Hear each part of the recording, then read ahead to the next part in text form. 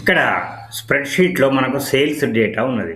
Cost price, selling price, profit calculate చేయడానికి percentage మనం ఒక ఫార్ములా మనం నార్మల్‌గా సెల్లింగ్ ప్రైస్ మైనస్ సి2 మైనస్ బి2 దాన్ని మనం బి2తో డివైడ్ చేసి, ఆ కాలమ్‌ను మనం పర్సెంట్‌గా ఫార్మాట్ చేసినాం కాబట్టి 20%, 10% ఇట్లా వచ్చింది. ఓకే. ఇది మంచిదే పనిచేసింది.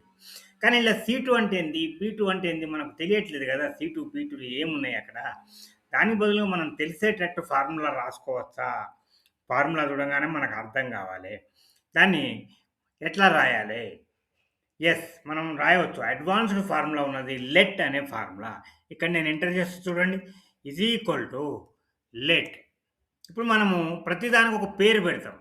కాస్ట్ ప్రైస్ సిపి అంటాం కదా జనరల్‌గా. కాస్ట్ ప్రైస్ అంటే ఏంది? బి2లో ఉన్నది cost price. SP selling price. Selling price ఏంది? సి2లో ఉన్నది కదా!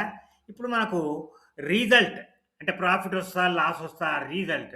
దాని పేరు రిజల్ట్ అని పెట్టుకుందాం. ఈ రిజల్ట్‌ని ఎట్లా కాలిక్యులేట్ చేయాలి? ప్రతి దాని తర్వాత కామా పెట్టాలి. పేరు తర్వాత కామా పెట్టాలి.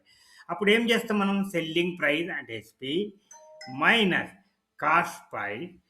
మనం దీన్ని బ్రాకెట్‌లో పెట్టుకోవాలి. ఎందుకంటే 2 ఉన్నాయి గదా! మనం ఇక్కడనే డివైడెడ్ బై కాస్ట్ ప్రైస్ అంటే ఏమైతదంటే మనకు ఎర్రర్ వస్తది. ఇప్పుడు సేల్స్ ప్రైస్‌లో నుంచి కాస్ట్ ప్రైస్ తీసేస్తే profit divided by cost price. ఇప్పుడు ఈ ఫార్ములా మనకు అర్థమైంది గదా!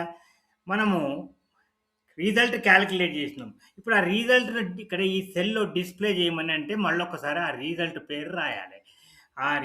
RESULT bracket close enter. చూసారా 20% అని వచ్చింది. దీన్ని కూడా మనము పర్సెంటేజ్‌గా నేను మొదలే ఫార్మాట్ చేసి పెట్టినా. ఇప్పుడు మీకు ఈ ఫార్ములా చూస్తే అర్థమవుతుందా లేదా? సిపి అంటే మీకు అర్థమవుతది ఎవరికైనా కాస్ట్ ప్రైస్, సెల్లింగ్ ప్రైస్. ఈ రిజల్ట్ ఎందుకు పెట్టుకున్నామంటే ఒక్కొక్కసారి లాస్ వస్తది. లాస్ వస్తది కాబట్టి ప్రాఫిట్ బై లాస్ పర్సెంటేజ్ అని పెడితే ఆ ఫార్ములా ఒప్పుకోదు. కాబట్టి దీని పేరు రిజల్ట్ అని పెట్టినా. దాన్ని కాలిక్యులేట్ చేసే ఫార్ములా కూడా ఎంత ఈజీ. సెల్లింగ్ ప్రైస్‌లోంచి కాస్ట్ ప్రైస్ చేసేసి కాస్ట్ ప్రైస్‌తో డివైడ్ చెయ్యి. మళ్ళీ ఆ లాస్ట్‌కు మళ్ళీ రిజల్ట్ ఎందుకు రిపీట్ అయింది? అది మనం కాలిక్యులేట్ చేసిన దాన్ని డిస్‌ప్లే చెయ్యి అక్కడ అవుట్‌పుట్ ఇయ్యి అని మనం చెప్పడం అన్నమాట. ఇది ఈ ఫార్ములా చూడంగానే మనకు అర్థమవుతది. కాంప్లెక్స్ ఫార్ములాస్‌ని ఈ రకంగా మనం చేసుకున్నట్టయితే మనకు ఈజీగా ఆ ఫార్ములాస్ అర్థమవుతాయి. తర్వాత రిపిటీషన్ ఉండదు. ఫార్ములాస్‌లో రిపిటీషన్ ఉండదు. అందుకని ఈ లెట్ అనే ఫార్ములా చాలా అడ్వాన్స్‌డ్ ఫార్ములా అది. ఎక్సెల్ 365లో ఎక్సెల్ 2021లో ఉంది. ఫిల్ హ్యాండిల్‌ని మనం డబుల్ క్లిక్ చేస్తే కాలిక్యులేట్ అయిపోయింది. మరి నెగెటివ్ ఎందుకుంది అక్కడ రీజన్? నెగెటివ్ ఉందంటే అక్కడ లాస్ వచ్చిందన్నమాట.